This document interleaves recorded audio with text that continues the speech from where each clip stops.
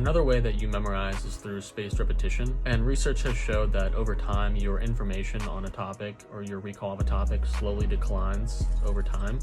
And then how to prevent that is you want to keep reintroducing that over time to delay that curve until you no longer really forget it. What a lot of people do is they have an Excel sheet and they mark down the last time they studied each topic, but that kind of becomes a pain to track. So this is how I typically involve spaced repetition in my studying. So before class, I would look at what we were going over that day, and then I would spend about 20 to 30 minutes before class, either the day of or the night before, and I would just skim through.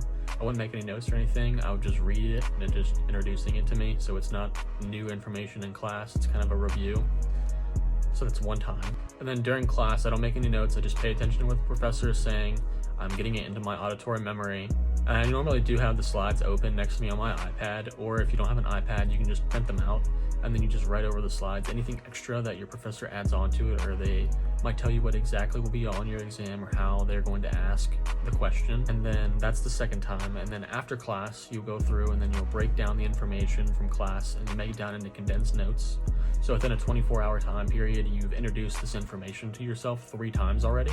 And then I would normally go on the weekend. Saturday and Sunday is whenever I did the bulk of my studying, which it doesn't have to be on the weekend. It can be another designated day. And this is when I would study it with active recall, going through and seeing if I could recall the information from my notes that I made as a reference, just marking down what I'm getting right and what I'm getting wrong, what I'm forgetting. And in this way, in a week time period, you have seen this information 4 times already.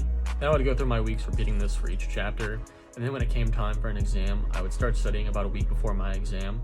And then I would study all the material again like a day or a day before. So by the time that you're taking your exam, you have seen all this information at a minimum of 6 times.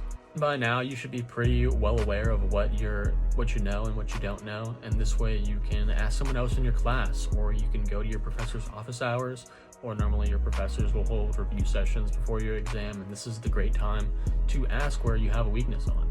So hopefully this helped. Anatomy and physiology has a lot of information for you to memorize and understand. So it's very critical that you have very effective ways of going through all this information as quickly and efficiently as possible. If you guys have any other questions, leave them down in the comments. I'm more than happy to answer them. I also have my study guides that I use while I was in anatomy and physiology on my website. The link to those are in my bio. I also post on Instagram and YouTube and Lemonade. You can find me on there as well. As always, thanks for watching and have a great day, and good luck on anatomy and physiology.